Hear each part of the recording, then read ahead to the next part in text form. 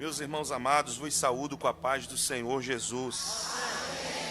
Queridos, eu quero tributar ao Senhor toda honra, toda glória, todo o louvor. Seja o nosso Deus para sempre louvado por esta oportunidade riquíssima que o Senhor me concede de estar voltando a essa casa de oração. Voltar a servir essa igreja para mim é uma alegria, é um privilégio. E eu quero render graças a Deus por esta dádiva, por este grande benefício. Meus irmãos, eu quero louvar a Deus pela vida da liderança desta igreja, na pessoa do pastor Wilton Padilha. Seja Deus louvado pela sua vida, pastor. Muito obrigado pela confiabilidade na indicação dos queridos irmãos que o auxiliam. É muito bom poder voltar a essa casa de oração. Fazia mais ou menos uns 7 anos que eu não vinha aqui em Arapiraca, mas aprove ao Senhor preparar esta oportunidade para que estivéssemos juntos. Aqui fiz muitos amigos, estive muitas vezes aqui e louvo a Deus pelo privilégio de poder retornar a esta cidade. Meu abraço fraterno a toda a liderança da igreja, a todos os responsáveis pela organização deste trabalho. Eu quero destacar aqui a pessoa do presbítero Oslair. Deus seja louvado pela sua vida, é um amigo que nós temos de alguns anos, bem como outros companheiros. Eu quero louvar a Deus pela vida de todos vocês, tá bom? Trazer aqui o abraço à igreja, da nossa igreja em São Paulo, na cidade de Jaboticabal, onde nós estamos dirigindo uma das filiais do Ministério do Belém. Seja Deus louvado por esta bênção. Trago o abraço da igreja em Jaboticabal a todos os irmãos aqui de Arapiraca. Se os irmãos recebem, digam amém. Amém. Quero também aproveitar para mandar um abraço aqui para minha esposa e os meus filhos que estão nos assistindo aí via internet. Deus seja louvado. Amém. Meus irmãos, ela ficou brava uma vez comigo, pastor, que ela veio aqui para Arapiraca, que foi justamente no dia do aniversário dela. E eu fiz a igreja todinha cantar parabéns para ela. Foi uma benção. Não, hoje não. Amém. Meus irmãos, quantos querem receber a palavra de Deus? Abra sua Bíblia, por favor, no livro de Gênesis. Eu sei que vocês estão debaixo de uma temática. Eu quero usar um outro texto sagrado para ministrar, mas não fugindo da temática de vocês, crendo que o Senhor tem preparado uma coisa nova para cada um de nós. E eu creio. Glória a Deus. Gênesis capítulo 35. Gênesis capítulo 35.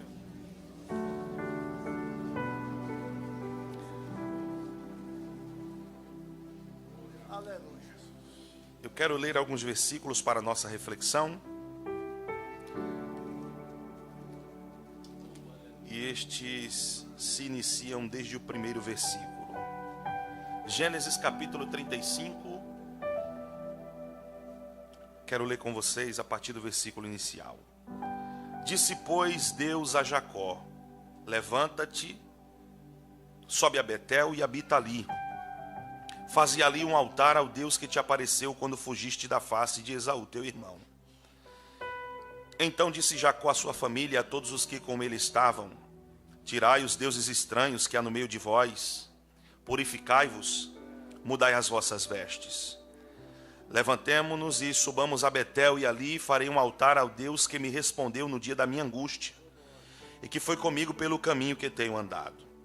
Então deram a Jacó todos os deuses estranhos que tinham em suas mãos, os brincos que estavam nas suas orelhas, e Jacó os escondeu debaixo do carvalho que estava em Siquém. E partiram, e terror de Deus foi sobre as cidades vizinhas, em redor deles, e não perseguiram os filhos de Jacó. Assim chegou Jacó à luz que está na terra de Canaã, e esta é Betel, ele e todo o povo que com ele estava. Edificou ali um altar e chamou aquele lugar El Betel, porque Deus ali se tinha manifestado quando ele fugia da face de seu irmão. Versículo 9. Apareceu Deus outra vez a Jacó, vindo a Padã Arã, e o abençoou. E disse-lhe Deus: o teu nome é Jacó, não serás mais Jacó, mas Israel será o teu nome. E chamou o seu nome Israel. Tome seu assento, por gentileza.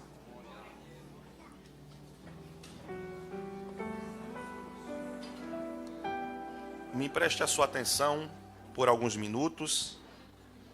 Prometo que serei extremamente prudente com o horário, mas fiel àquilo que o Senhor propôs em meu coração. Olhe para cá. Meus irmãos, nós estamos diante de uma referência nas Escrituras, que certamente não é uma das mais conhecidas daqueles que são amantes da palavra de Deus. Obviamente, nem todos tiveram o privilégio de mergulhar neste texto sagrado e desfrutar das lições espirituais que nele estão contidas.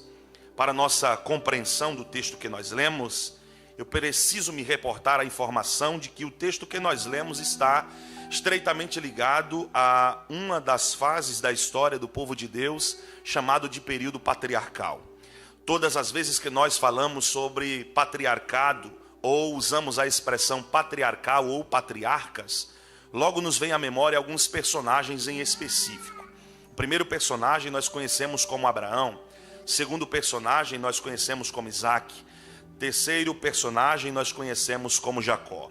Poderíamos até acrescentar outro personagem, um quarto personagem, mas como não será o objeto de nossa reflexão, eu me atenho a estes três personagens primários. Assim sendo, este período chamado de período patriarcal foi um período em cuja qual Deus decidiu abordar uma temática para estes seus filhos chamados patriarcas. Deus decidiu inseri-los em um que nós chamamos de promessas. Deus lhes fizera, melhor dizendo, promessas de forma que a profundidade destas promessas se revela a cada um de nós através das Escrituras. À luz da Bíblia Sagrada, Deus encontra nesta linhagem, nesta família, pois Abraão gerou Isaac, Isaac por sua vez gera Jacó, a oportunidade de abençoar uma geração inteira. E fato é que Deus se comunica com estes personagens de forma poderosa, especial e sobrenatural. De maneira que eles comunicam o seu futuro, eles faz sabedores de tudo aquilo que está reservado para eles e a sua posteridade. Se nós fôssemos fazer, obviamente, um apanhado da biografia destes personagens, o tempo que nós temos aqui seria muito pouco, dados os detalhes da biografia de cada um destes personagens. Mas, para que nós compreendamos o texto e o contexto que nós usamos como ponto de partida para essa reflexão, eu preciso pontuar alguns aspectos sobre a biografia destes personagens, iniciando em Abraão, culminando em Jacó.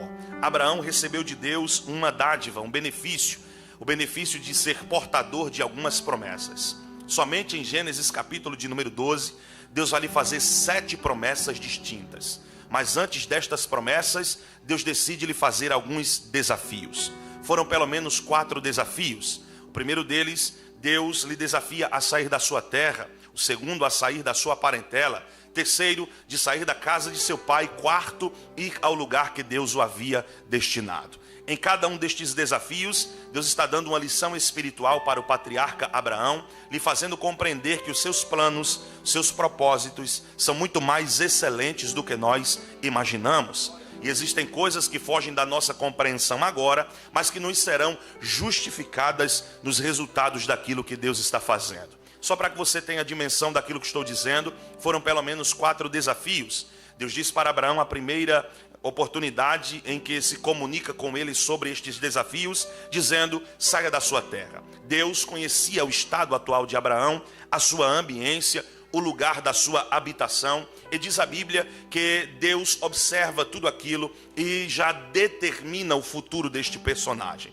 Por mais interessante que seja este contexto, vale salientar que Deus está fazendo isso, pois Deus tem uma capacidade que nós não temos. Deus é um ser atemporal. É por essa razão que Deus fala conosco no presente, não levando em consideração o nosso passado, mas nos reporta ao nosso futuro. E assim sendo, Deus vai falar com Abraão no seu presente, sem levar em consideração o seu passado e o reportando ao seu futuro. Deus fez isso de forma tão excelente, de forma tão magnífica, que a Bíblia Sagrada diz-nos que, mesmo que esteja percebendo o seu presente e não levando em consideração o seu passado, ele diz para Abraão que este ambiente em que ele está agora é muito pequeno, é limitado diante daquilo que Deus fará no seu futuro. Deus disse que havia uma terra reservada não somente para ele, mas para a sua casa, para a sua família, para a sua posteridade, e que enquanto ele estivesse naquele ambiente, enquanto ele estivesse naquele território, Deus estaria observando todas as coisas e percebendo que não haveria nenhuma perspectiva de crescimento, até porque ele está num lugar limitado, num espaço geográfico pequeno, idólatra, e Deus decidiu fazer uma coisa nova na vida deste personagem. E para fazer esta coisa nova, Deus lhe dá uma ordem dizendo: saia da sua terra. Ou seja, compreenda que eu tenho um novo ambiente, um novo acesso, uma nova fase, uma nova etapa, e para isso é necessário um posicionamento seu.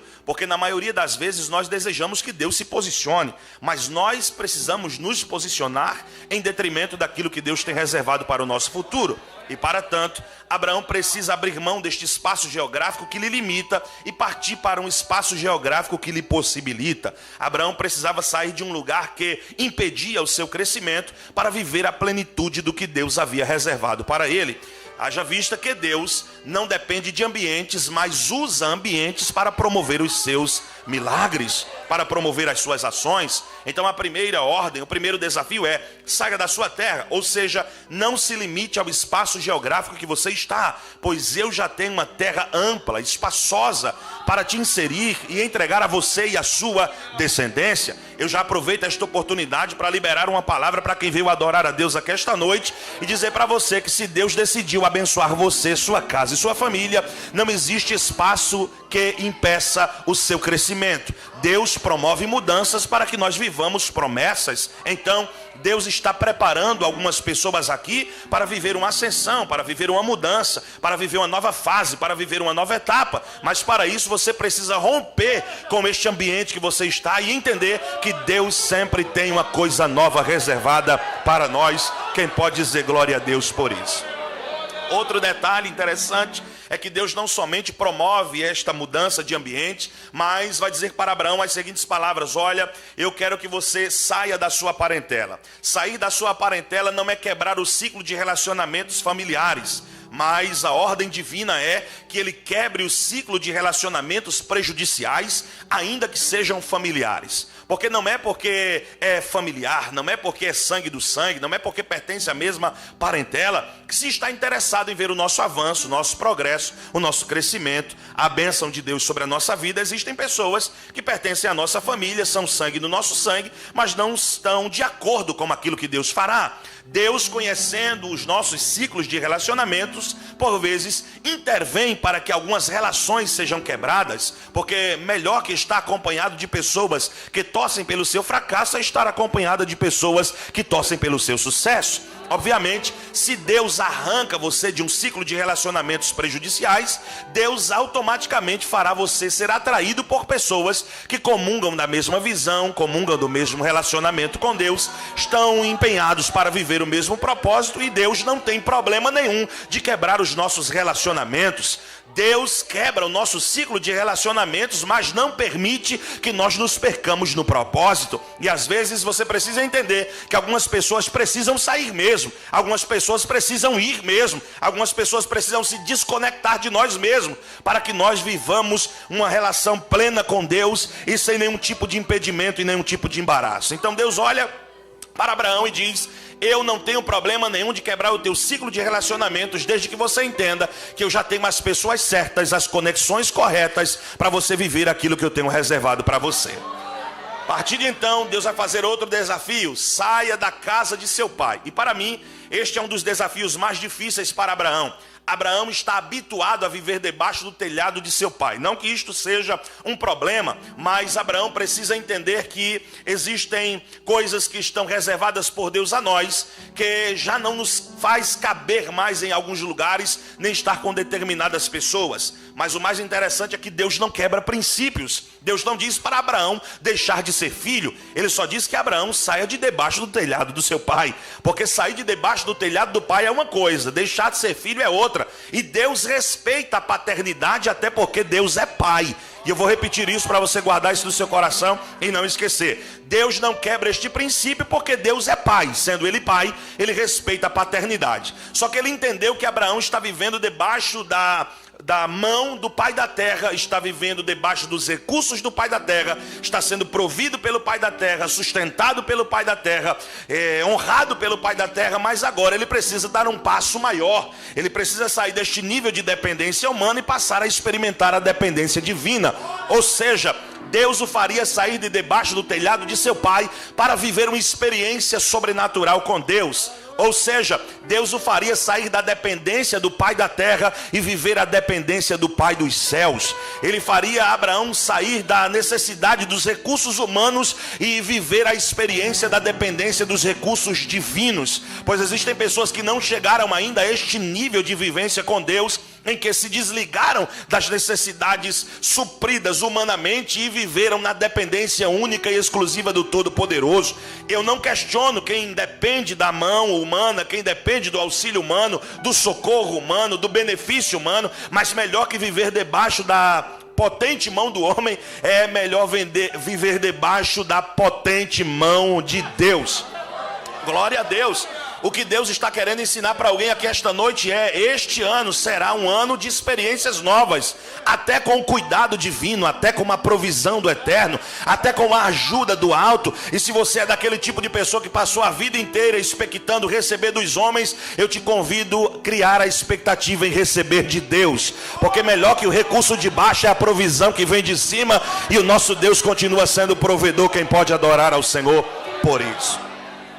Há um quarto desafio, o desafio de sair para um lugar que Deus havia de lhe mostrar. Eu não me encontrei especificamente falando o lugar em que ele deveria estar, mas entendi o que disse o escritor aos Hebreus. Ele saiu sem saber para onde ia, porque Deus não deu um mapa, Deus não deu um GPS, Deus não deu uma localização, Deus não deu um endereço, Deus só deu uma palavra.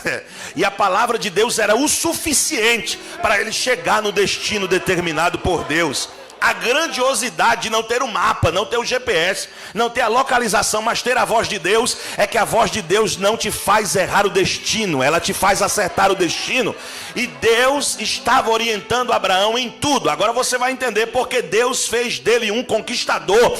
Onde ele colocava a planta dos seus pés, Deus lhe dava por herança. E por que Deus lhe dava a terra por herança? É mais simples que você imagina, porque todo aquele que por Deus é norteado, tem de Deus os seus benefícios. E eu estou falando para alguém aqui que talvez deixou por um pouco de tempo de viver esta experiência de ser controlado, conduzido, dirigido por Deus. Mas eu vim lá do interior de São Paulo com a palavra de Deus para alguém aqui esta noite. Você vai voltar à sensibilidade à voz de Deus, e quando Deus nortear os teus passos, prepare-se para viver experiências sobrenaturais. Alguém já entendeu? Já levantou a mão? Eu vou aproveitar para liberar esta palavra. Deus está falando com alguém aqui. Prepare-se para um tempo de conquistas, para um tempo de benefícios espirituais, para um tempo de bênção da parte do Todo-Poderoso. E eu não sei se você recebe, mas eu estou animado para pregar para alguém aqui hoje. Aonde você colocar a planta dos seus pés, Deus vai chegar com você e o nome dele vai ser glorificado. Alguém pode adorar ao Senhor por isso?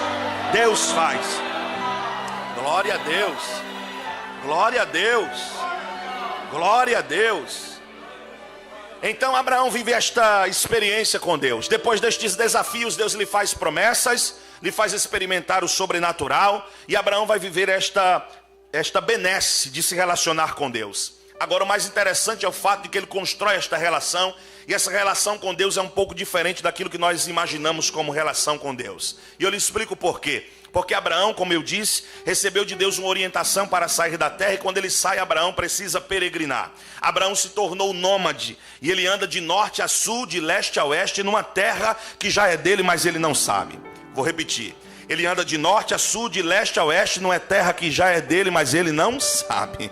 Então, vivendo estas peregrinações, Deus lhe fez um conquistador. E agora você vai entender literalmente, porque onde ele coloca a planta dos pés, Deus lhe dá por herança. É porque Deus lhe fez de fato um conquistador.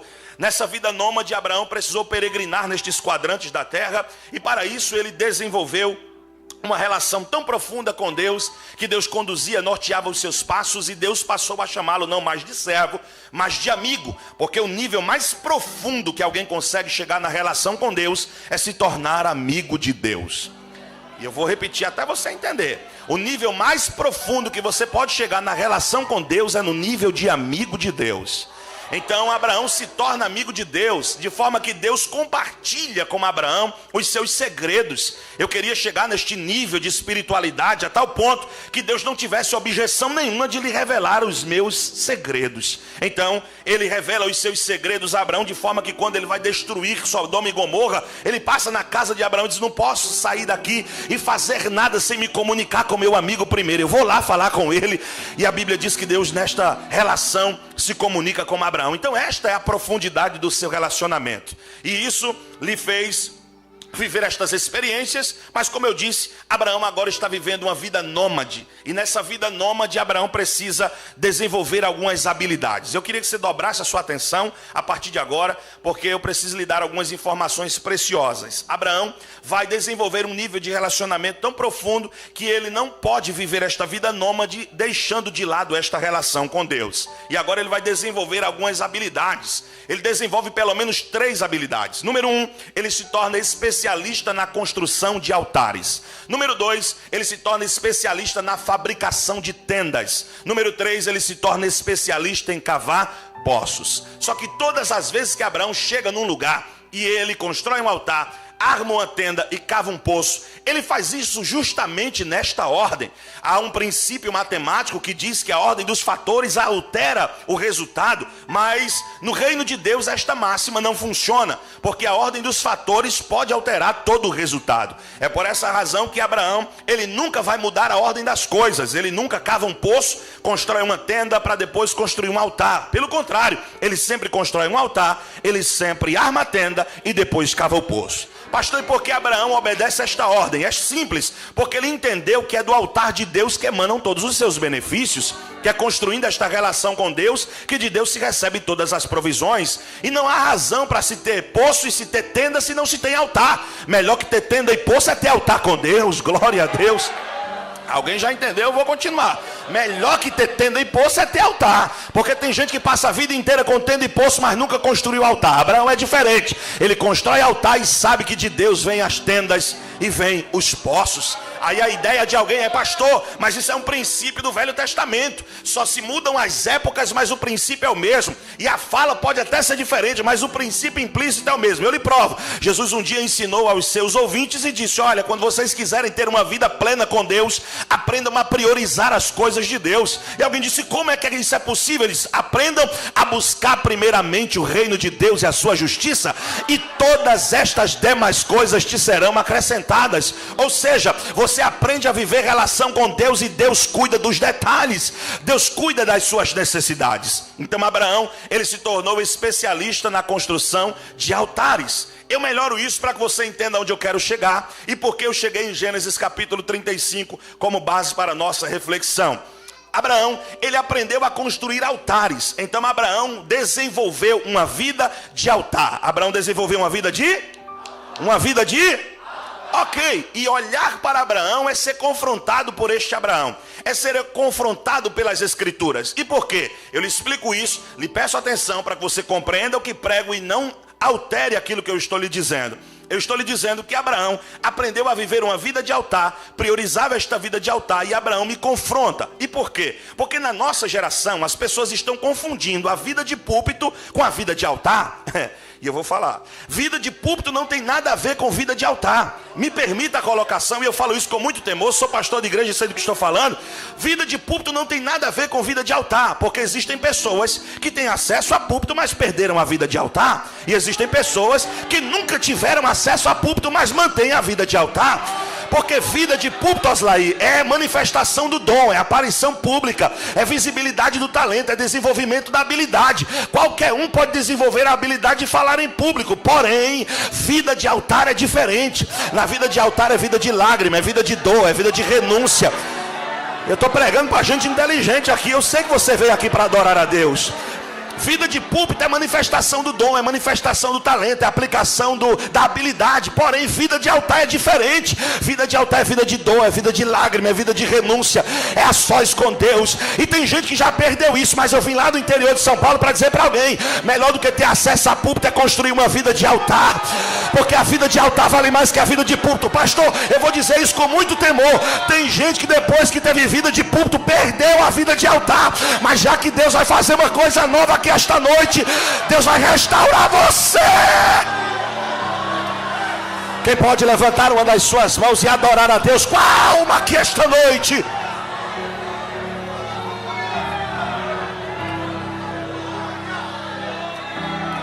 Eu estou sentindo Deus nessa casa de oração. Não sei se alguém mais está sentindo como eu estou sentindo, mas Deus está dizendo para alguém: você pode nunca cantar aqui nesse púlpito, você pode nunca dar uma saudação aqui, mas se a tua vida estiver plenamente amarrada ao altar de Deus, você vai manter uma espiritualidade sadia, saudável. E cabe a nós que temos acesso aqui manter essa vida, essa relação, essa intimidade, essa comunhão, porque o fogo vai continuar ardendo sobre o altar, não vai se apagar, e o nome do Eterno vai ser glorificado. Alguém pode dizer glória a Deus por isso aqui esta noite? Esse negócio de relação, essa relação aparente, um dos maiores problemas da nossa geração é essa relação aparente com Deus. Lá vai, não sei se você vai ter coragem de dar glória a partir de agora, mas eu sou corajoso para pregar. Essa relação aparente está prejudicando muitas pessoas. E essa síndrome chegou aos dias de Jesus. Um dia, isso aqui para mim é um risco. Eu estou falando aqui como pastor de igreja, isso aqui é um risco. É quando você começa a olhar para a religiosidade de algumas pessoas e confundi-la com espiritualidade. Pode continuar? Então vamos lá. É confundir a religiosidade com a espiritualidade. Tem gente que é só religioso, nunca foi espiritual. E no dia dos discípulos de Cristo, eles olharam para os religiosos e disseram assim: meu Deus, que maravilha, olha aí que espiritualidade. Jesus disse: isso aí não tem nada a ver com espiritualidade. Aí alguém disse: mas mestre, eles oram. Jesus disse: é verdade, mas vocês já perceberam como eles oram? Alguém disse: não, então explica melhor para nós, mestre. Eles vão explicar. Eles fazem as suas orações nas esquinas, eles vão para as praças, eles vão para o meio das ruas. E tem algum problema disso? Não, o problema está na intenção. A intenção não era orar, não era consagrar-se, não era manter a espiritualidade. A intenção era provar para o povo que eles eram espirituais. E os discípulos começaram a se encantar com isso, queriam até ficar na rua, na praça, nas esquinas. Aí Jesus disse: eu vou ensinar uma coisinha aqui para vocês, que vocês vão guardar para a vida. Aí os discípulos disseram: o que é que o senhor quer nos ensinar? Eles: quando vocês quiserem manter uma espiritualidade que não é a deles, porque a recompensa deles eles já tiveram, foram vistos pelos homens, eu vou dar um conselho para vocês. Quando vocês quiserem orar, entra no quarto.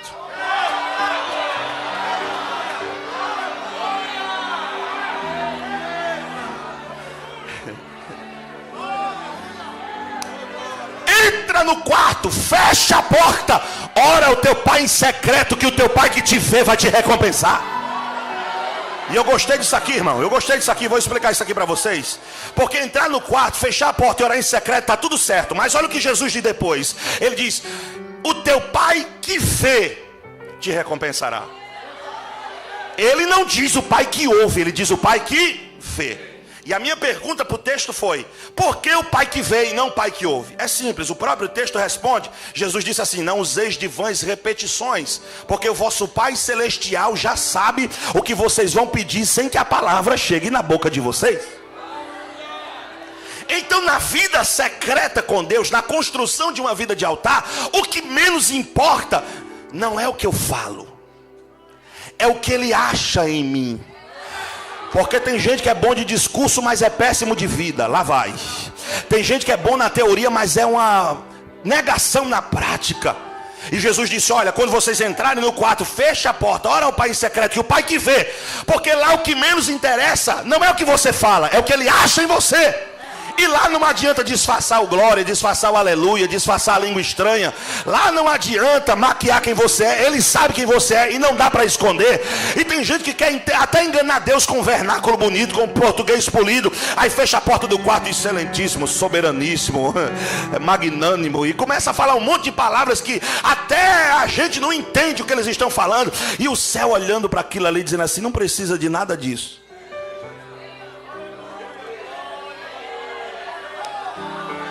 A relação com Deus está nas coisas simples. E eu lhe provo. Um dia Jesus falou sobre os fariseus, e o fariseu chegou no templo e disse assim: olha aqui, eu sou fariseu espiritual, eu sou líder religioso, olha, eu sou um dizimista, eu sou contribuinte, tudo que precisa eu estou envolvido, eu vou para a praça, eu unjo a cabeça, eu jejum. E Jesus olhou e disse assim: vocês estão vendo o nível da oração deles? Estamos, sim, senhor. Aí no mesmo templo entrou um publicano que não tinha coragem nem de olhar para cima, mas nem olhando para cima ele conseguia se concentrar na sua oração, mas só conseguia dizer uma coisa: olha, senhor, eu sou um miserável pecador, eu não tenho muita coisa para lhe oferecer não, mas se o senhor achar graça em mim, se o senhor observar meu coração e ver que tem alguma coisinha que preste aí, eu estou aqui, viu? Aí Jesus disse: quem desceu justificado? Alguém disse: o fariseu. Jesus disse: não, vou ensinar para vocês a lição para a vida. O publicano desceu justificado, porque o fariseu falou de quem era, mas apontando as suas qualidades. O publicano falou de quem era, falando de todos os seus. O fariseu falou de tudo que as pessoas viam e sabiam.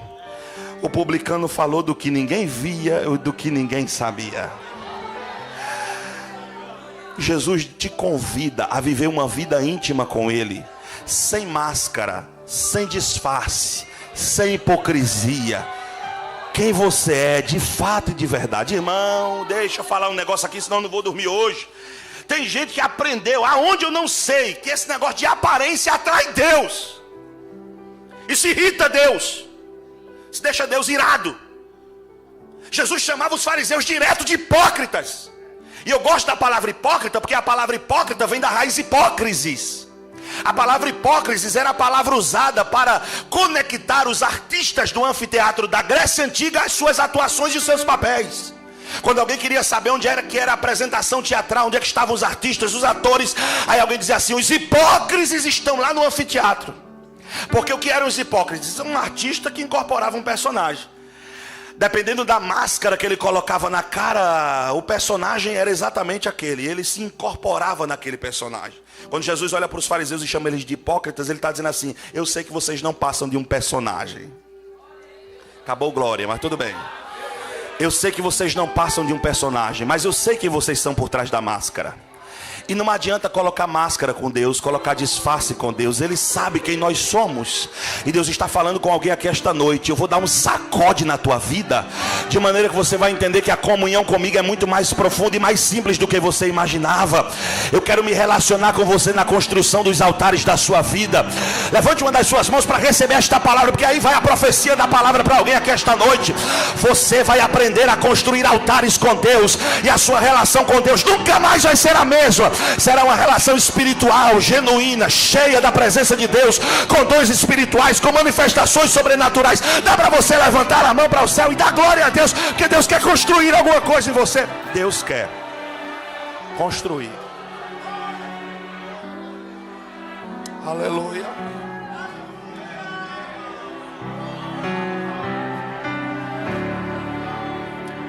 Aleluia. Eu estou sentindo Deus aqui, irmão. Maracere-me como novácia.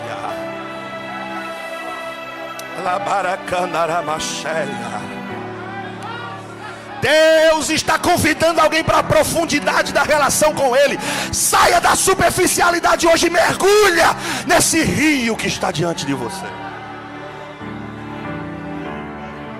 Mas vamos continuar. Olha para cá. Abraão aprendeu a construir altares. Abraão aprendeu a viver uma vida de altar.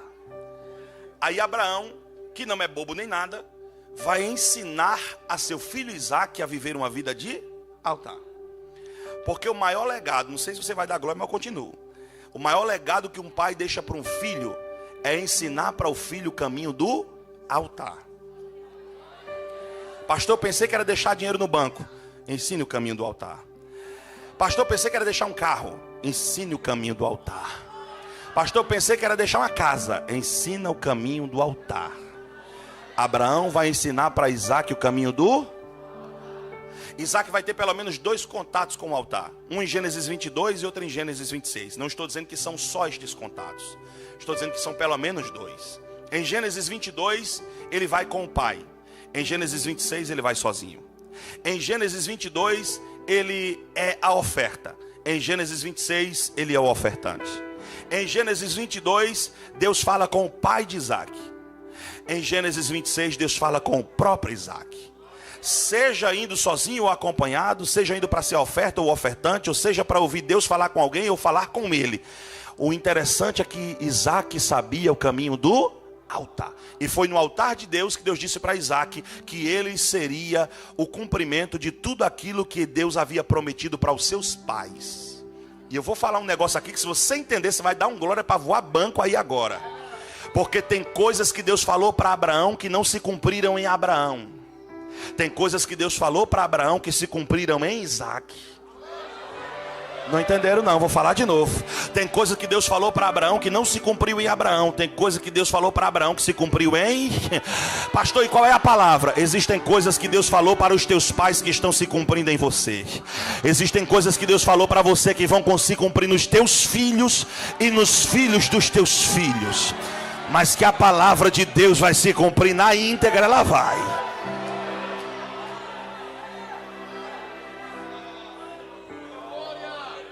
Isaac ensinou, ou melhor, Abraão ensinou a Isaac o caminho do altar. Mas Isaac vai ensinar para o seu filho Jacó o que recebeu de Abraão. Ele vai ensinar a Jacó o caminho do altar. Agora dobre sua atenção. Ele vai ensinar para Jacó o caminho do altar.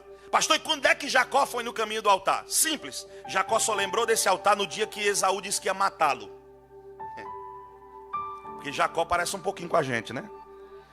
A gente só lembra do altar no dia chamado dia da angústia. Até o dia da angústia de Jacó, Jacó nunca havia ido no altar de Deus. No dia que Esaú disse, vou lhe matar, ele disse, eu preciso recorrer ao altar de Deus. Só que existe uma coisa que me constrange aqui. O fato de Jacó estar usando o altar de Deus para se defender do seu irmão. Porque às vezes a gente acha que os nossos maiores inimigos estarão fora. E às vezes eles se levantam dentro. Lembrei até de um episódio no Novo Testamento em que se conta a parábola do filho pródigo. E todo mundo fala sobre o pai do filho pródigo, fala sobre o filho pródigo, fala sobre o anel, fala sobre a sandália, fala sobre a veste. Mas dificilmente a gente vê alguma coisa sobre o filho mais velho. Aí eu fui tentar entender o filho mais velho. E uma das coisas que Deus falou comigo sobre o filho mais velho é que o filho mais velho era um ótimo filho, mas era um péssimo irmão. Vou falar de novo. Irmão Jean, o filho mais velho era um ótimo filho, mas era um péssimo. Assim como Esaú. Era um ótimo filho, mas um péssimo. Queria matar o próprio irmão. Aí Jacó recorre ao altar de Deus e diz assim, Deus, dá para o Senhor me livrar? Como Deus é Deus de livramento, o que é que Deus faz com Jacó? Livra. Jacó escapa. Qualquer um de nós ficaria no 370 da harpa, mas grato a ti até o fim. Quem é que não ia glorificar a Deus pelo livramento? Por coisa menos importante, você está aí dando glória a Deus, está dando aleluia, já falou língua estranha, já pulou, já se alegrou? Imagina escapar da morte pelas mãos do próprio irmão. Jacó era para se agarrar com aquele altar, pastor Wilton, e não soltar mais nunca. Mas sabe o que é que Jacó fez? O que de vez em quando a gente faz? Esquece o altar de Deus. Aí Jacó passa 1 ano sem ir no altar de Deus. 2 anos sem ir no altar de Deus. 5 anos sem ir no altar de Deus. 10 anos sem ir no altar de Deus. 15 anos, 20 anos sem ir no altar de Deus. Eu vou parar nos 20 para a conta não ficar muito grande, mas há quem diga que ele chegou a 30 anos longe do altar de Deus. Quando o tempo passou e Jacó não volta ao altar de Deus, Deus resolveu se revelar. Aí Deus vai falar com Jacó e diz assim, levanta-te, sobe a Betel, habita ali e constrói um altar novo.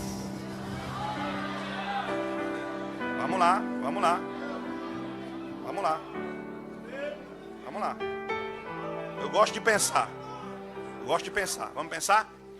Deus vai falar pelo menos 3 coisas para Jacó. Primeiro, levanta-te e sobe a Betel É mais ou menos como se Deus estivesse dizendo para Jacó: Jacó, faz tanto tempo que tu não vai no altar de Betel, tu ainda lembra como faz para chegar lá? Porque tem crente que fica tanto tempo longe de Deus, que tem hora que dá vontade de perguntar para ele: você ainda lembra como faz para chegar em Betel? Você sabe o endereço? Você quer a localização? Eu te mando no zap. Mas pelo amor de Deus, vai a Betel. Deus está dizendo para Jacó: Jacó, tu ainda lembra como faz para chegar lá? Jacó diz: lembro, sim senhor. Então faz o seguinte: vai até Betel, e quando chegar lá, constrói uma casa do lado do altar, que é para não correr o risco de passar mais 20 anos longe, que é para não dizer que não vem porque ninguém dá carona, que é para não dizer que não vem porque ninguém ajuda. Então fica do lado do altar, que é para não esquecer do altar de Deus nem mais um dia da tua vida. Só que olha para cá, lá em Betel já havia um altar, e a ideia que eu tenho é: Deus vai mandar reparar o altar. Mas Deus não repara o altar. Deus diz: eu quero um altar novo. E a minha pergunta para Deus foi: por que um altar novo se lá tem um altar? Nos dias de Elias, ele chega no Carmelo, já existe um altar, ele repara o altar e o fogo desce. Por que no caso de Jacó é um altar novo? É porque esse altar novo está estreitamente ligado à vida antiga de Jacó. Eita Jesus. Vou falar. Pode falar? Então vamos lá.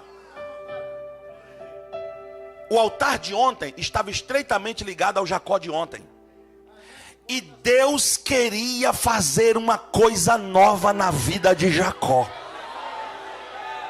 Então, para Deus iniciar uma coisa nova na vida de Jacó, tinha que começar por um altar. Aleluia.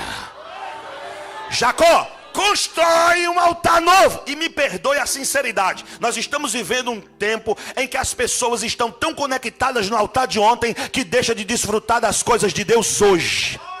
Fica lembrando de como era o culto ontem, como eram as vigílias ontem, como era a consagração ontem, como eram os congressos de ontem, e deixa de experimentar esse tempo que Deus está nos proporcionando. Deus está falando com alguém nessa casa. O altar de ontem foi para ontem, o culto de ontem foi para ontem, a consagração de ontem foi para ontem.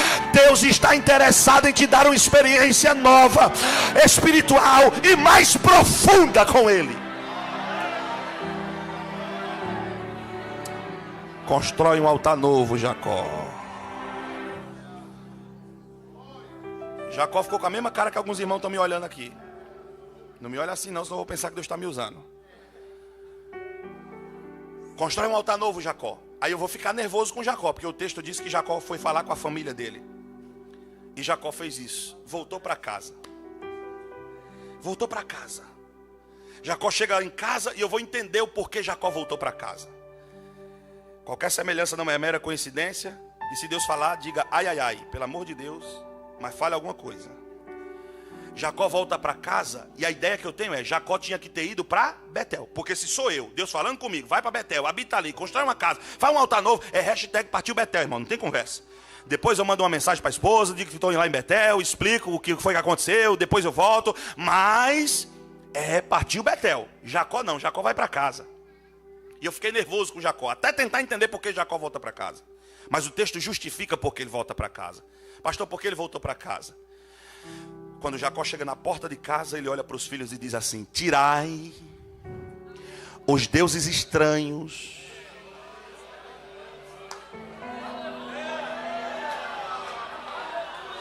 que há no meio de vós. Quem está falando? Jacó. Tirai, ele está falando para os filhos: tirai os deuses estranhos que há no meio de vós. Eu gosto de uma tradução que diz assim: tirai os deuses de vocês. Porque Jacó pode até estar longe do altar de Deus, mas não trocou de Deus. Então Jacó olha para os filhos e diz: tira os deuses estranhos que há no meio de vocês. Porque a ideia de Jacó é: que cara eu tenho de chegar lá em Betel, construir um altar novo, se o altar da minha casa está quebrado? Lá vai, irmão, lá vai. E me perdoe a minha sinceridade, mas a gente está vivendo um tempo que tem muito Jacó por aí querendo consertar o altar de Betel sem reparar o de casa. Tem alguns Jacóis aí na nossa geração que falam de todos os defeitos de Betel, conhecem os problemas de Betel, denuncia na internet o problema de Betel, mas quando você olha para a casa desse Jacó, a casa está destruída e os filhos afundados naquilo que é pecado. Antes de você querer consertar os defeitos do altar de Betel, conserte os defeitos lá da sua casa. Eu estou sentindo que Deus está me usando aqui. Já vi alguém fechar a cara, mas não tem problema não, eu sou corajoso. Deus está falando com alguém aqui nessa casa. Antes de você apontar os defeitos do altar de Betel, repare o altar da sua casa, porque tem muita coisa para ser ajustada lá, antes de você querer ajustar aqui. E tem um monte de gente aí, vou aproveitar que está filmando para falar isso, que fala mal de igreja, fala mal de pastor, fala mal de convenção, fala mal de obreiro, de dirigente de ciclo de oração, mas o altar da sua casa está destruído. Eu acho bom, Jacó, você voltar para a sua casa e consertar o altar de lá. Depois o teu altar em Betel fumeca.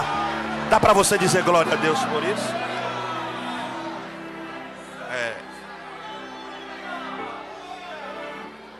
Tem alguém aí? Então vamos lá. Jacó diz: tirai os deuses estranhos. Irmão, a autoridade, e eu vou falar, a autoridade de Jacó foi restaurada de uma tal forma em casa, que os filhos não tiraram só os deuses, eles tiraram até o que Jacó não pediu. Porque tem coisa que Deus não precisa descer para pedir, é você quem tem que arrancar. Eles entregam tudo na mão de Jacó, reconhecendo a autoridade, e Jacó esconde debaixo do carvalho que está em Siquém.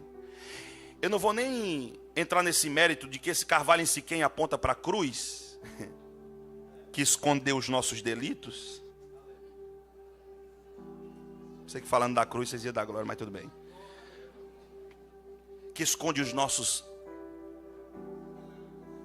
pecados, as nossas fragilidades. Jacó esconde no carvalho. E ele diz: agora está todo mundo pronto para ir para Betel. O altar de casa está reparado, o que tinha que ser tirado foi tirado, está tudo certo, vamos para Betel.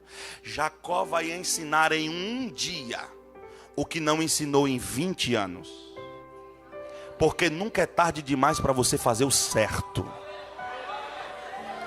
Ele ensina em um dia o que não ensinou em 20 anos. Ele vai ensinar pelo menos duas coisas. Primeiro, ele vai ensinar para os filhos o caminho de Betel. E segundo, ele vai ensinar para os filhos a construir altar. Eu vou tirar aqui, mas pode deixar o pedestal, tá? Jacó vai ensinar para os filhos o caminho de Betel. E vai ensinar a construir altar.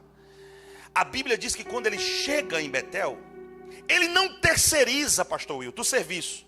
Ele não diz para os filhos: constrói que eu fico aqui olhando. Ele não diz: constrói que eu vou dizer para vocês como é que faz. Ele diz: fica todo mundo aqui, eu vou fazer e vocês aprendem. Porque para Jacó, melhor do que a instrução dita é a instrução exemplificada. Porque tem uma parte da nossa geração que quer ensinar com as palavras, mas não ensina com a força do exemplo. Então melhor que ensinar com as palavras é ensinar com o exemplo. Há uma máxima que diz que as palavras convencem, mas o exemplo arrasta. Então Jacó diz: fica todo mundo aqui ao meu redor, eu vou construir o altar. Vocês já aprenderam o caminho de Betel, agora vejam como é que eu construo o altar. Mas o texto diz o seguinte, e olhe para cá, que enquanto Jacó construiu o altar, terror de Deus caiu sobre as cidades vizinhas. E por quê, pastor? Porque já havia um ataque preparado contra os filhos de Jacó. E Jacó não sabia que enquanto ele estava construindo um altar para Deus, Deus estava fazendo a defesa dos seus filhos.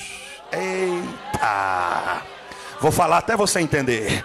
Enquanto Jacó estava construindo um altar, Deus estava fazendo a proteção dos seus filhos. E eu vou melhorar para você entender, até você dar glória. Deus assombrou os inimigos de Jacó e quebrou a armadilha contra os filhos de Jacó. Porque o ataque não era contra Jacó, era contra os filhos de Jacó. Porque a parte vulnerável da casa não é Jacó, são os filhos. Então enquanto Jacó constrói o altar, o ataque vinha, Deus se levantou e livrou Jacó e a sua casa. Agora você vai entender porque é importante você estar na igreja. Agora você vai entender porque é importante construir altar. Você nem imagina, mas enquanto você está aqui, Deus pode estar defendendo alguém do mal. Deus pode estar livrando alguém do perigo. Deus pode estar escondendo alguém dos ataques do diabo. Eu vou melhorar até você dar glória. Tem gente aqui que veio, mas não está buscando nem por ela. Está pedindo pelo filho que foi em casa, pela filha que foi em casa, pelo marido que não veio. E Deus está dizendo, enquanto você constrói altar aqui esta noite, Deus está construindo um muro em redor da tua tua casa, para guardar a tua família. Levante uma das suas mãos ao céu, por favor, me ajude a pregar.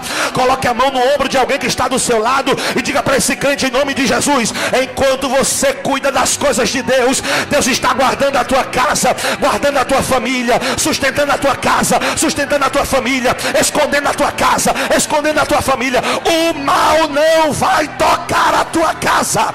O salmista disse: nenhum mal vai te suceder, nenhuma praga vai chegar à tua tenda. E eu quero profetizar esta noite que enquanto você está aqui adorando a Deus, um muro de fogo está se levantando da parte de Deus em favor da tua. Levante a mão para receber esta paz. Oh glória.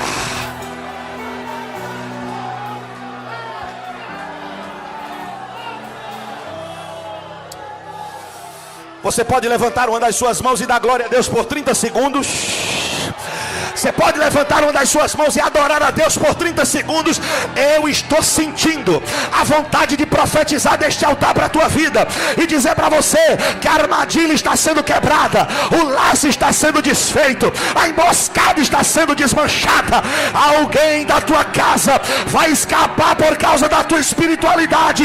Você está crente, orando pela tua casa, buscando pela tua família, e do altar de Deus sai uma palavra: a tua casa está guardada pelo Todo-Poderoso. Quem recebe esta palavra?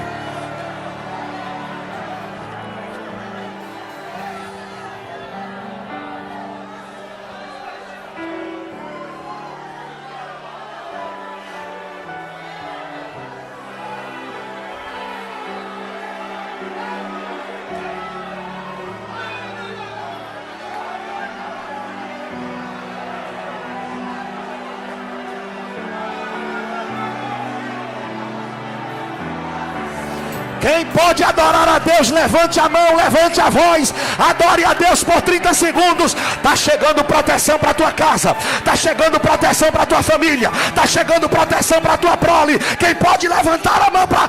Eu estou sentindo Deus. Oh, aleluia.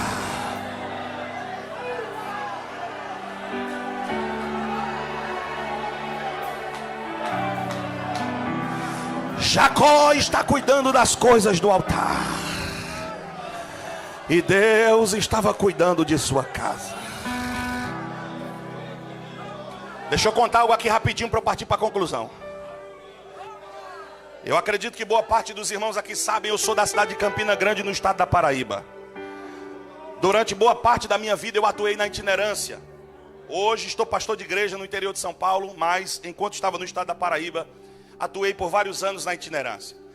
E os irmãos sabem que a itinerância é um trabalho árduo, é difícil. Hoje glamourizaram a itinerância, mas na época era um trabalho muito árduo.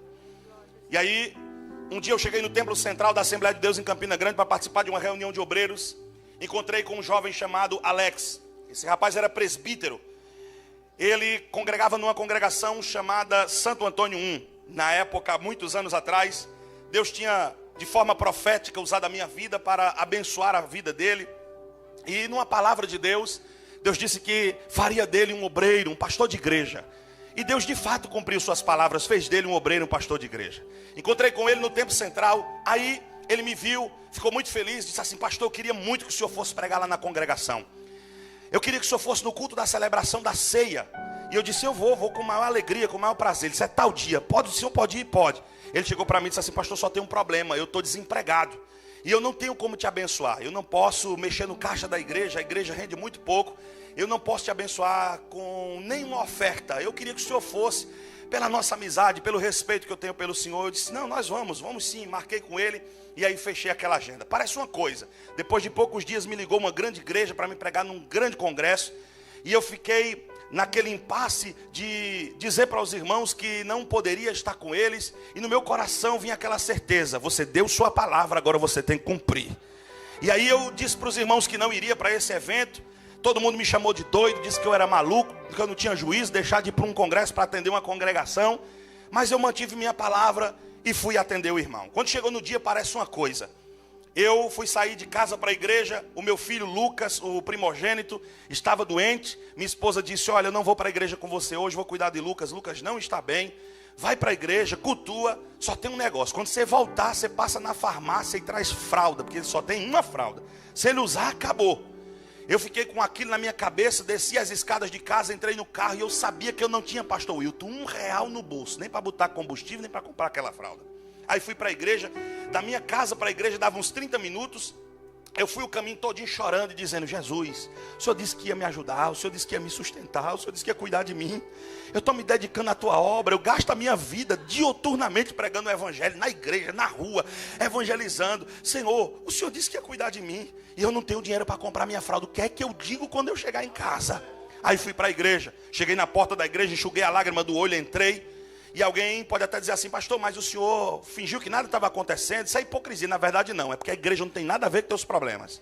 Tem gente que quando está passando por um problema quer descontar na igreja. A igreja não tem nada a ver com os teus problemas. Resolve tuas coisas com Deus, é Deus e você e ele vai te ajudar. Então fica tranquilo, fica crente. Fui lá, preguei como se fosse o último culto da minha vida, mas dei lugar com força. Terminou o culto, o irmão veio chorando, me abraçar, disse: vamos tirar uma foto. Tiramos uma foto. Ele disse assim: pastor, eu queria muito lhe agradecer, mas a minha tristeza é que eu não tenho uma oferta para te dar. Eu disse: irmão, fica tranquilo, Deus está no controle de todas as coisas. Montei no meu carro, e o mesmo caminho que eu fiz indo, fiz voltando, chorando, e dizendo assim: Jesus, e agora? O que é que eu digo em casa? O que é que eu digo em casa? E fui o caminho todinho chorando. Cheguei na porta de casa, parei o carro, nem coragem de colocar o carro na garagem eu tive. Subi as escadinhas, torcendo para a esposa estar dormindo. Quando eu abri a porta, ela disse: já chegou. Eu disse: cheguei, irmã. Ela disse: o irmão trouxe fralda? Eu disse: trouxe não, senhora.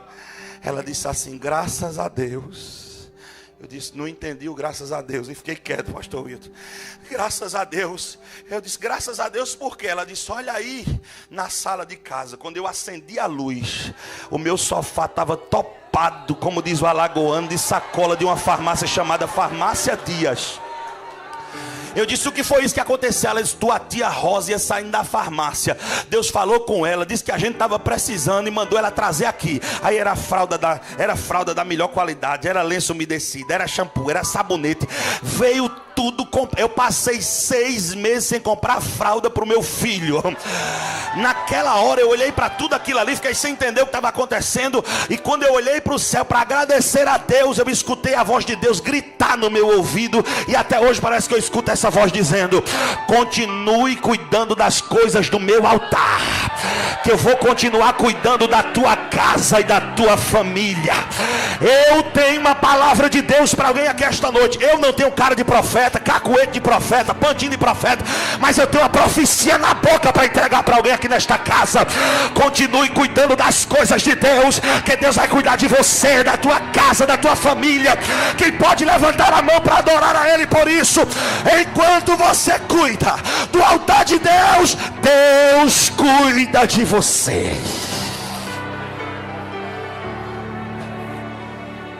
Aleluia. Aleluia.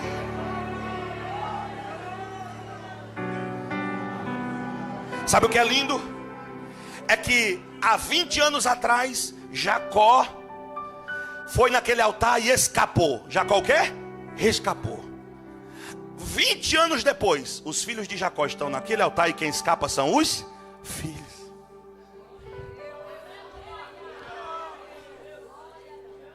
Quando os filhos de Jacó escapam, o versículo 9 diz assim: e Deus se manifestou outra vez.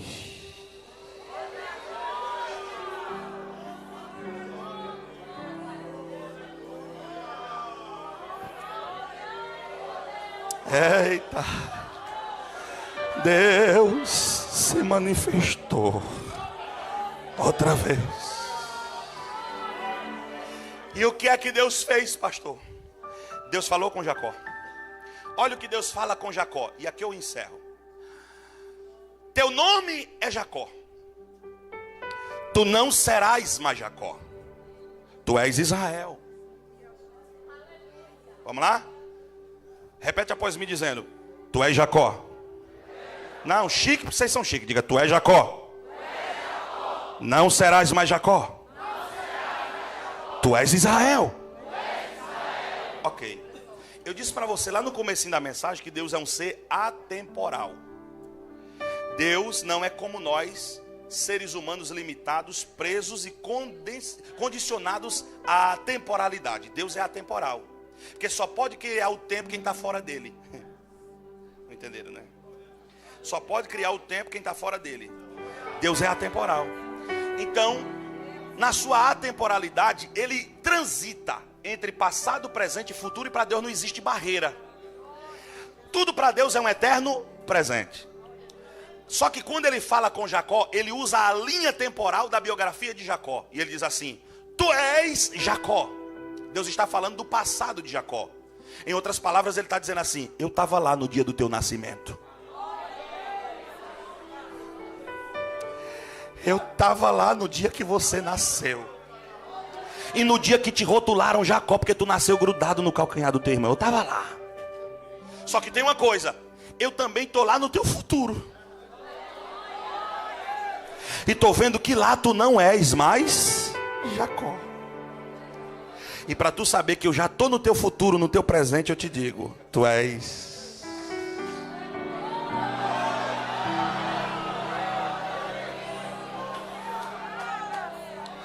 Só que tem um problema no texto. Qual é o problema? Um ponto final, e posteriormente o texto diz assim: e chamou-lhe Deus Israel. Não precisava Deus ser redundante. A redundância fica para nós, que tem que ficar explicando o que faz. Para Deus não precisa redundância. Se Deus diz: tu vais ser Israel, ponto, e acabou. Só que o versículo continua dizendo assim: e chamou Deus Israel. Sabe por que o texto faz questão de dizer e chamou Deus Israel? É simples.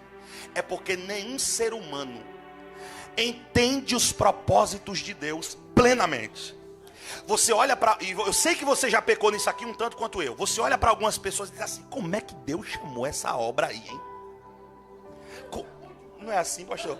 A gente olha para alguém e diz assim: meu Deus, só o Senhor mesmo para investir nesse camarada. Só o Senhor mesmo para chamar essa irmã aí. Porque a gente conhece as falhas, as fragilidades, os defeitos, e diz assim: meu Deus, como é que o Senhor olhou para esse trem, como diz o mineiro? E é natural que as pessoas tentem todo dia nos conectar ao nosso passado. Porque tem gente que não aceita que Deus fez uma coisa nova na tua vida. Tem gente que não aceita que Deus escreveu uma história nova para você. Quer sempre ficar te ligando ao teu passado. Aí agora você vai entender porque a redundância é divina. Quando ele diz um ponto final, ele diz: eu estou dizendo para você que você é Israel. Agora tem uma coisa: se alguém quiser te ligar ao teu passado de novo, a quem você era, o que você fazia, o que você possuía, eu tenho uma resposta para eles: quem te chamou de Israel fui eu. Eu posso liberar uma palavra para alguém que está aqui essa noite? Ninguém na cidade de Arapiraca será capaz de apagar a história que Deus escreveu para você. Eu estou profetizando sem que você perceba, mas eu já estou profetizando. Deus escreveu uma história nova para alguém que está aqui esta noite. Não fui eu que escolhi o tema, quem escolheu foi vocês. Quem faz uma coisa nova está visitando a Assembleia de Deus em Arapiraca e está dizendo: ninguém tem autorização para te conectar com o teu passado. De lá eu já te arranquei e estou determinando um futuro de vitória para você. Você será o que Deus quer que você seja. Você vai chegar onde Deus quer que você chegue. Você terá o que Deus vai te entregar, e ninguém será capaz de impedir o que Deus...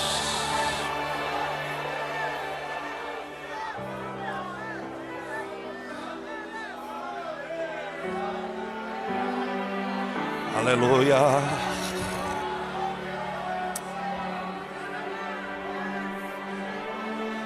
E chamou Deus Israel. Só que quando a gente lê isso aqui, parece que ele já está em outro ambiente, em outra situação, em outro lugar. Só que sabe onde é que Jacó está? Ele ainda está no altar de Deus. Ele está onde? No altar novo.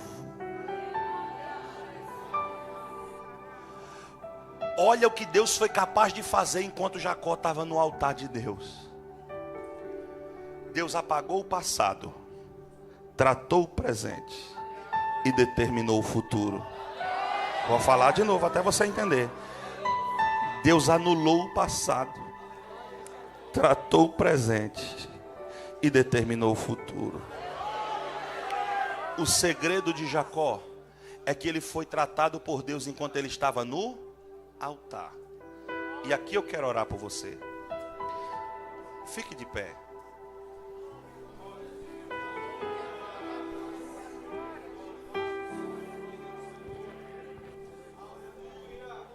Eu quero orar pela sua vida. Isso aqui é uma questão de humildade. É uma questão de humildade. Porque eu estou pregando para pessoas aqui que estão na igreja, mas estão distantes do altar de Deus. Eu não estou te perguntando o motivo. Eu não quero que você me justifique o que aconteceu. Eu só quero que você aproveite a oportunidade que Deus te deu. Eu sei que o espaço é pequeno, mas eu queria que você saísse do seu lugar e viesse aqui à frente. Só você que tem humildade para dizer assim: eu preciso tornar ao altar de Deus em alguma área da minha vida. Eu estou te esperando aqui na frente. Pastor, estou na galeria. Tem problema não, Jesus vai te visitar aí também. Sai do teu lugar. Você consegue me ajudar? Eu queria que você cantasse aquele hino que você cantou. Pode ser? Vem cá. Eu estou esperando você. Pastor, eu queria descer da galeria. Pode descer. Em nome de Jesus. Olha aí, já tem alguém descendo.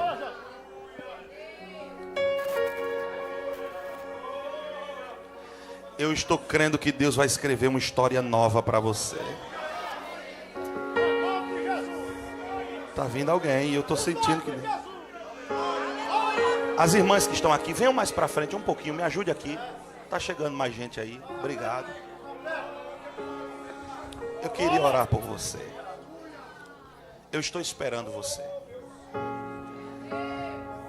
São oportunidades que não podem ser perdidas. São oportunidades que não podem ser desperdiçadas. Abraça essa oportunidade. Há uma nova fase, há um novo tempo, há uma nova etapa para a sua vida. Deus está te proporcionando isto. É uma noite de renovação espiritual. Deus pode te entregar dons espirituais. Deus pode te entregar uma vocação. Deus pode te entregar uma chamada. Deus pode te entregar um ministério. Deus pode te batizar com o Espírito Santo. E eu queria que você que ficou aí no seu lugar, que acha que está tudo bem, que você estendesse as suas mãos para cá e vamos orar por estas pessoas. A nossa irmã vai louvar a Deus com o hino e nós vamos orar por estas pessoas que estão aqui, porque há uma renovação espiritual dispensada da parte de Deus para estas pessoas.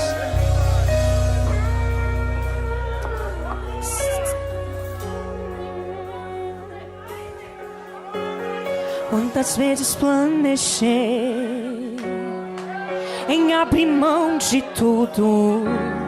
Na verdade eu até deixei as minhas redes para trás, mas não me conformei e decidi tentar um pouco mais.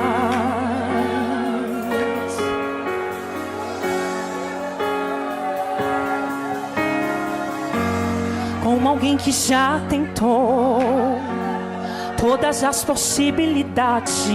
Se você não veio, ainda dá tempo. Ainda não desanimou. Nós vamos orar por você. E nem deixa a fé morrer. Isso é um mistério. Venho em nome de Jesus. Que só o céu sabe responder. É que há um renovo pra cada dia, uma misericórdia pra cada manhã que me encontra e me abraça. O segredo de você não parar é a tua graça. Pode levantar a sua mão para o céu e adorar com a alma. E é por isso que eu ainda estou de pé, embora meu cheiro. Se eu fosse você, eu aproveitava a oportunidade que o Espírito Santo está te dando. Eu eu abraçava essa oportunidade, eu mergulhava naquilo que está sendo dispensado no altar de Deus para a tua vida. Abra a tua boca para adorar, abra a tua boca para ser cheio, abra a tua boca para ser renovado. Dia após dia.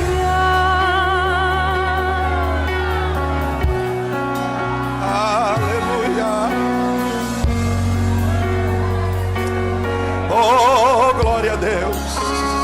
Há um renovo pra cada dia, uma misericórdia pra cada. Quem está sentindo a presença de Deus como eu estou sentindo, levante as suas duas mãos para o céu, adore a Deus com a sua alma. Essa é a hora de você se derramar na presença de Deus. Enquanto alguém está lá fora festejando a festa da carne, nós estamos festejando a festa do Espírito. E é por isso que quem pode adorar, levante a mão, abra a boca, seja renovado aí agora, seja cheio do Espírito Santo aí agora. Recebe virtude, olha aí. Já tem alguém sendo tocado pelo Espírito de Deus aqui agora. Seja cheio aí agora. Seja tocado aí agora.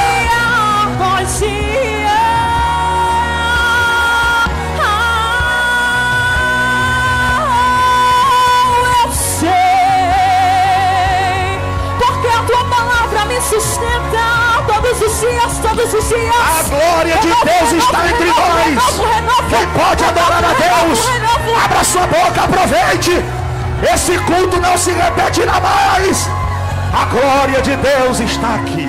E mesmo chorando, aleluia, você vai caminhando, está sendo abastecido pelo Espírito Santo.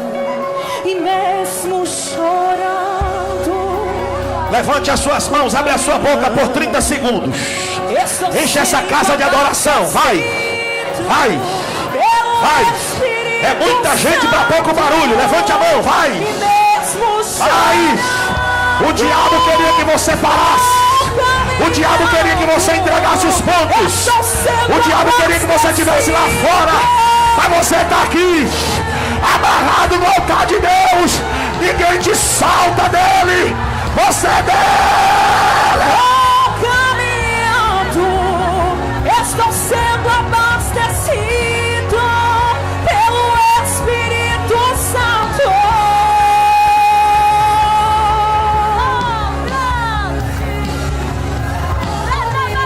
Quem pode adorar? O diabo não queria ver você de pé, mas você está de pé. Ele queria você morto, ele queria você morta, mas você está vivo. Então aproveita a oportunidade e dá glória a Deus, adora Ele, celebra Ele. Dia após dia, dia após dia. Levante as suas duas mãos, eu quero orar por você. Levante as suas duas mãos, eu quero orar por você.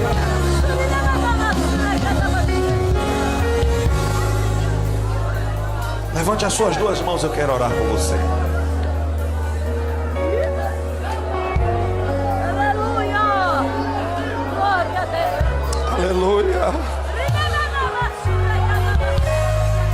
Aleluia! Quem pode abrir a boca e dar glória a Deus aí por 30 segundos?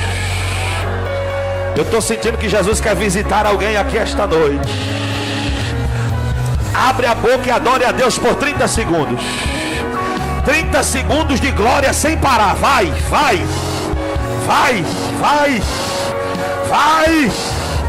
Aproveita.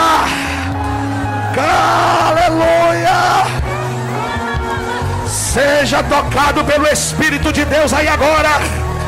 Seja cheio da presença de Deus. Não era a renovação que você queria, então seja renovado agora. Vai.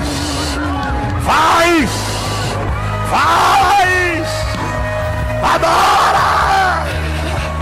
Glorifica, celebra, jubila.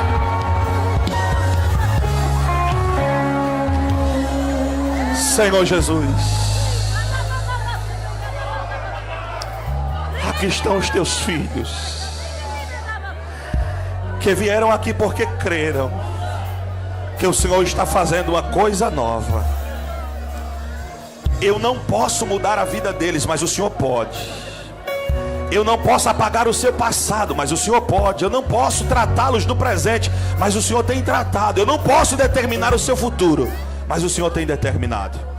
E eu quero profetizar que a partir de hoje a vida desse irmão, desta irmã, nunca mais será a mesma, mas ele vai viver a plenitude do que o Senhor tem reservado para ele e para ela, em nome de Jesus.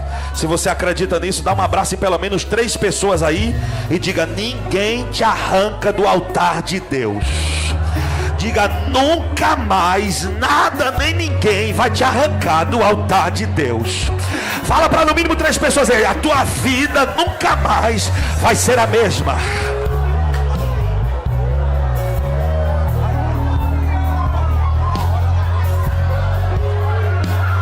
Deus vai fazer uma coisa nova, vai mudar a cena, vai fazer a roda grande passar dentro da pequena, vai fazer surpresa crente aqui na terra.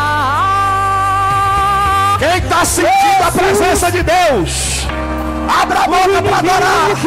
Deixa a glória de Deus se revelar, deixa a glória de Deus se manifestar. Parece grande, mas pra Deus é nada.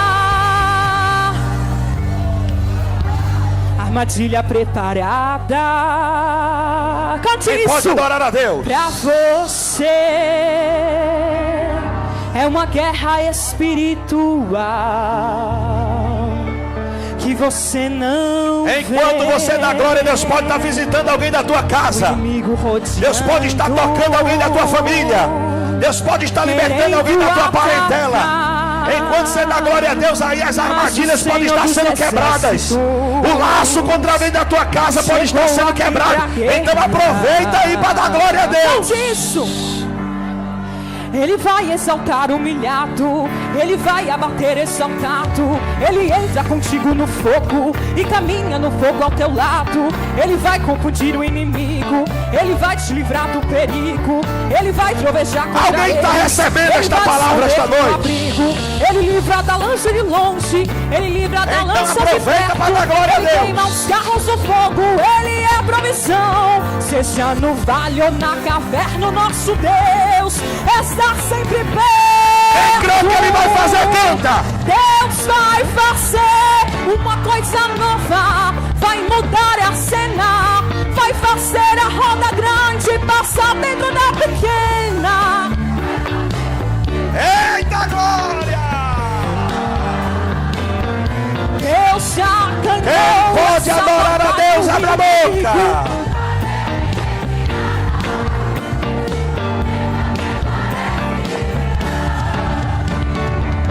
Mas pra Deus é nada. Deus vai fazer uma coisa nova, vai mudar a cena, vai fazer a roda grande, vai fazer surpresa crente aqui na terra. Deus já bateu em retirada. Grande, mas pra Deus é nada. Eu mando e desmando, eu faço e desfaço. E quando eu entro em cena, quebro o arco e corto o laço. Queimo os carros do fogo, sou Deus de livramento. Acalma o coração e crê no que eu estou te dizendo.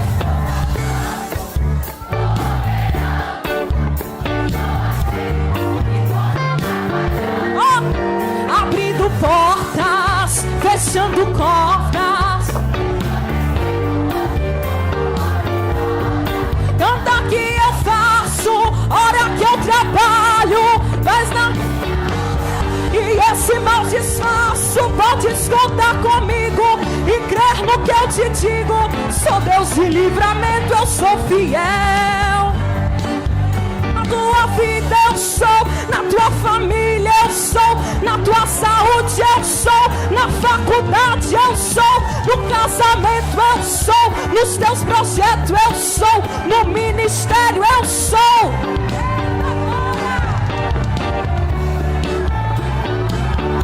Nosso Deus é nada, essa muralha aí, esse levante aí, esse problema aí, é nada, é nada. Cante mais alto. Esse problema aí, o mar vermelho aí, a tempestade aí, nosso Deus é nada. Dê um brado de vitória nessa noite.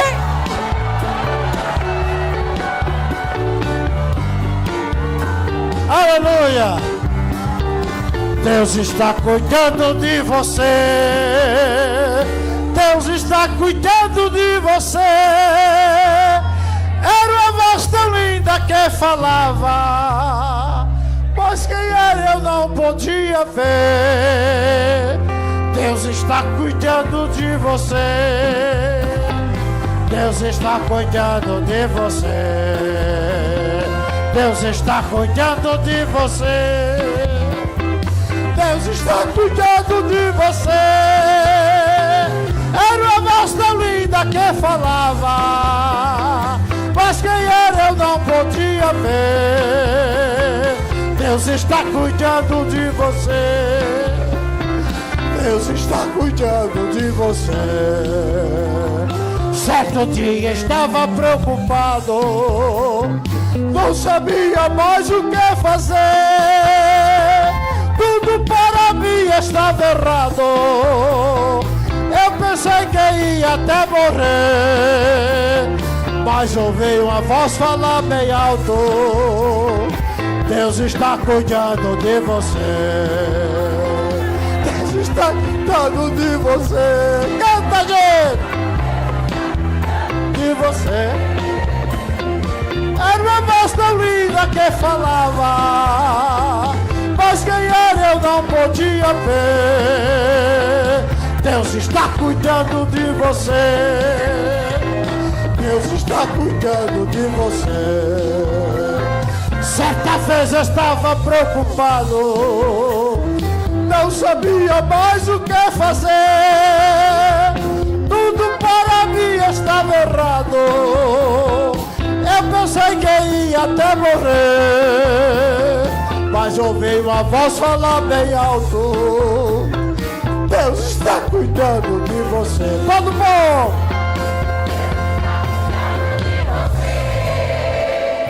Deus está cuidando de você. Vai, show! Vai, banda, toca! Deus está cuidando de você.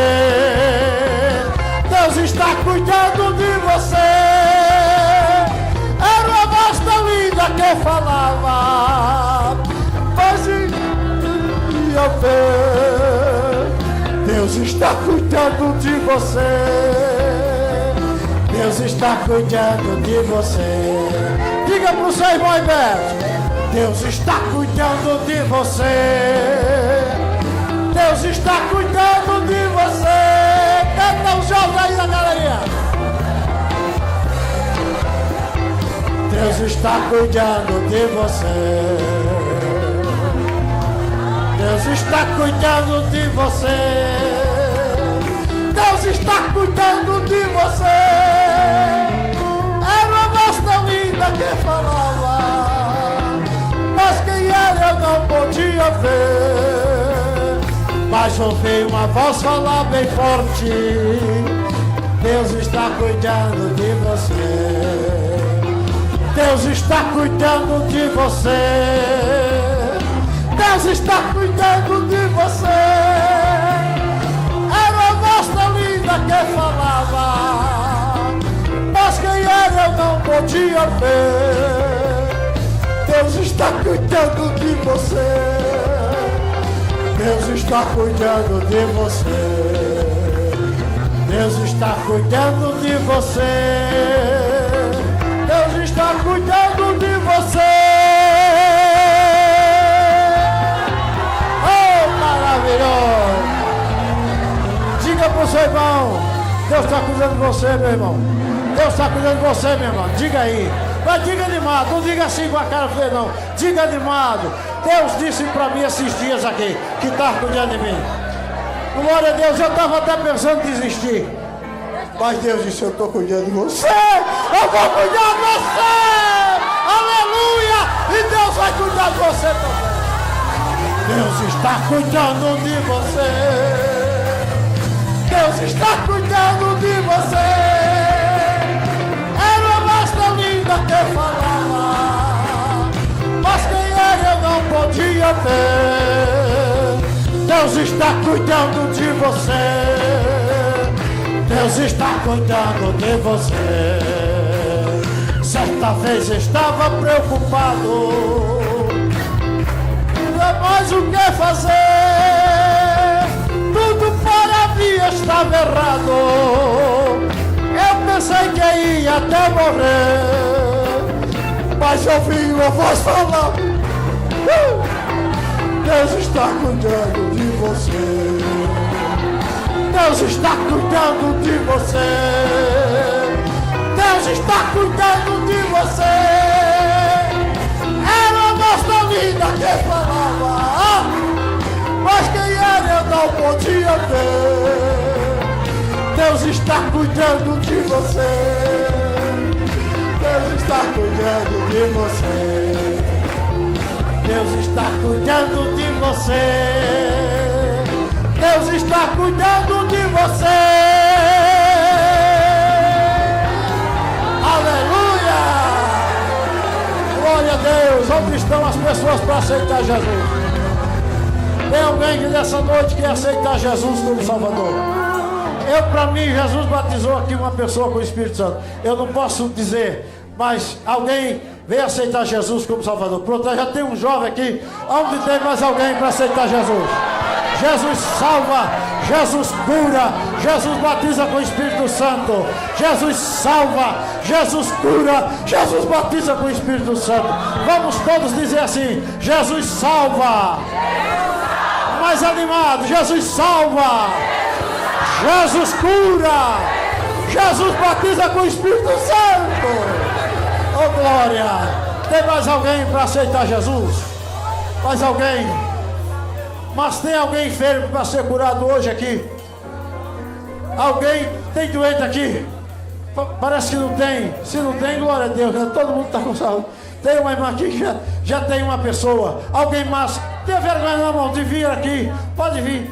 Eu pensei que ela ia ser curada. Ah, é outra coisa. Vai lá. Isso dá uma confusão. Vem cá, as pessoas que estão enfermas. Onde estão as pessoas enfermas? Nós vamos orar por você, meu filho. Meu Senhor, meu Pai, toma esse jovem na tua mão. Esse rapaz vai ser uma bênção nas tuas mãos, Senhor. Tu tem um propósito na vida dele, e esse propósito o inimigo não pode tirar. Deus, Pai, perdoe os seus pecados. Deus, faça dele um obreiro, um jovem cheio de Deus, cheio da presença de Deus, cheio da presença de Deus, em nome de Jesus. Maria, minha massa, minha face dentro e quente, minha Maria, cheio de massa, quatro mil, sem turismo.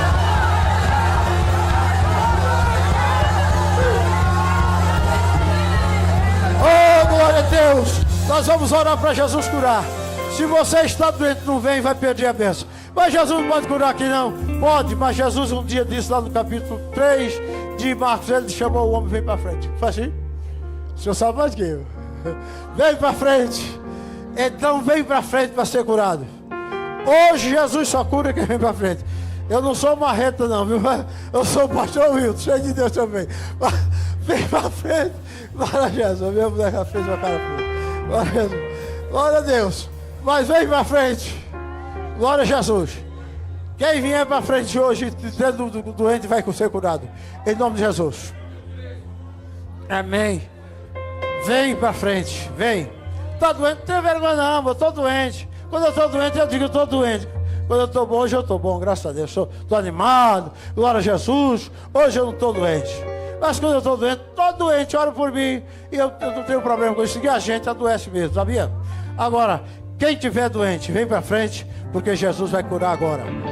Jesus vai curar agora. Põe a mão no coração. A mão no coração. E ordene para a doença que está em você sair. Você mesmo vai dizer. Nós vamos dizer daqui. A igreja vai dizer dali, vai estender a mão para cá e vai ordenar. E vocês também vão ordenar, viu? Glória a Deus. Vocês também vão ordenar pela fé. Irmão, e eu tenho poder? Tem. O poder está nas suas mãos.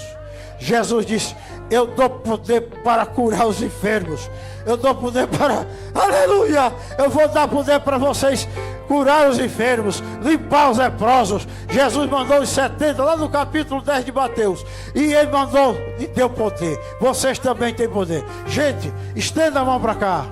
Esses obreiros aqui, ó, animados. Vocês estão animados, glória a Deus. Só fica aqui perto de mim quem estiver animado. Glória a Deus.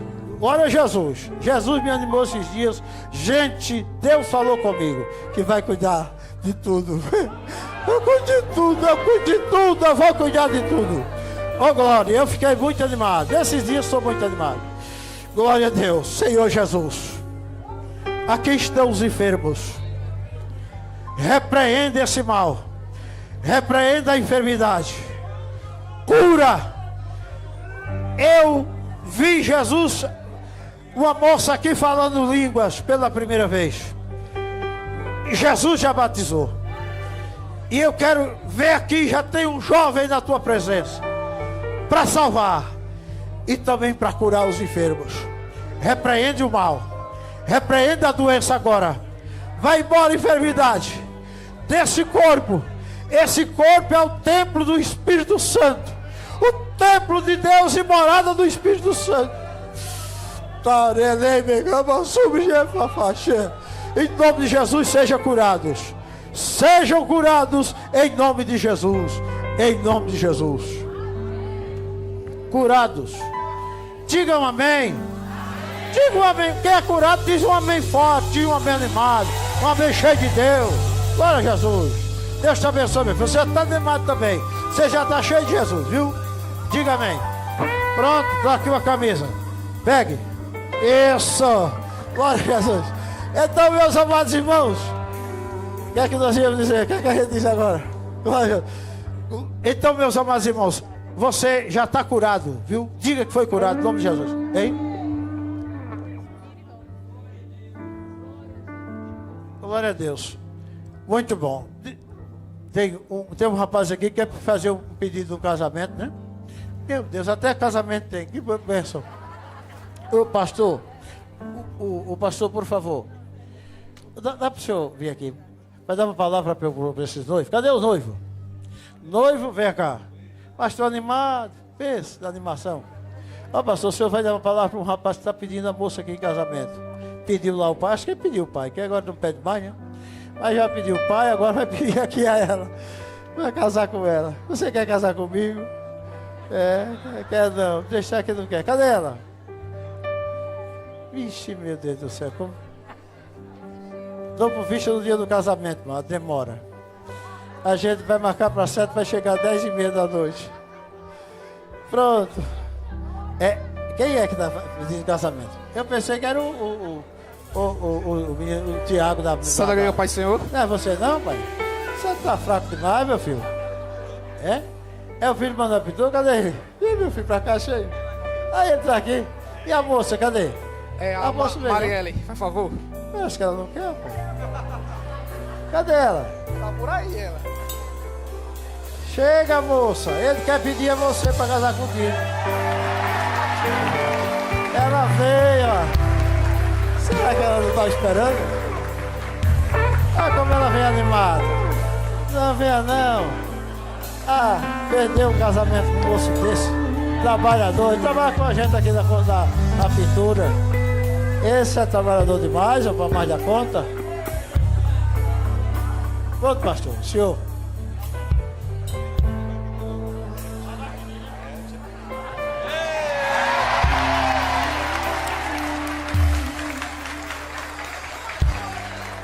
Marielle Dias da Silva, você aceita se casar comigo? Você aceita? Sim.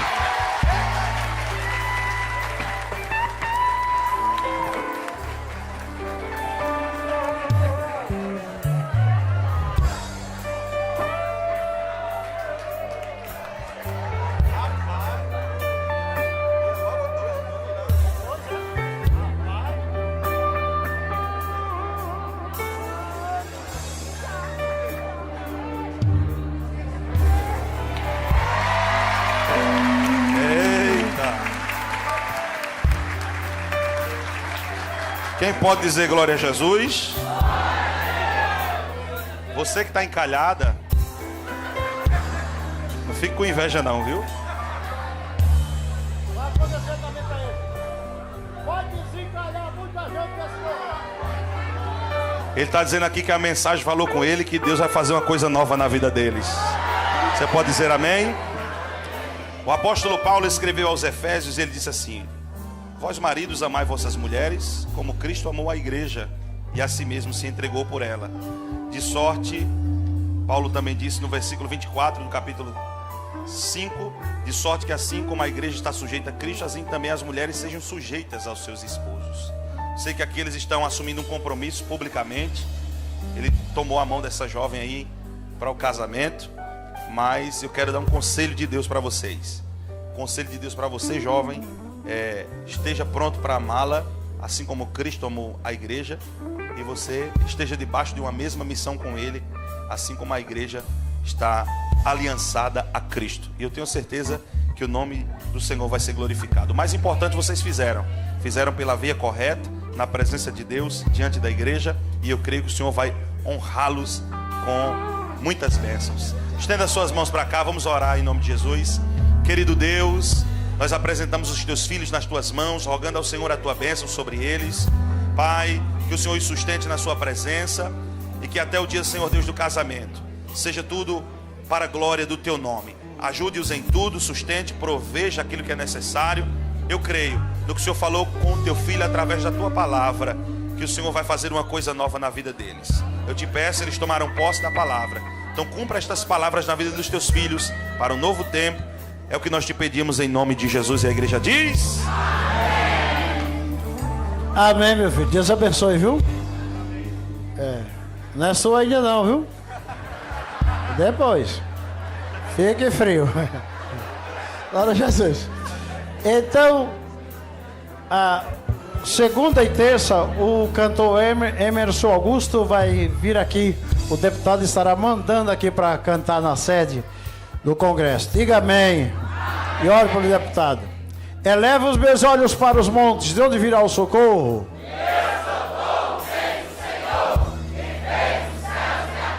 Ele guardará a tua entrada e a tua saída. E a graça de nosso Senhor Jesus Cristo, o amor de Deus nosso Pai, e as doces consolações do Espírito Santo seja com todos nós, desde agora e para sempre. Amém.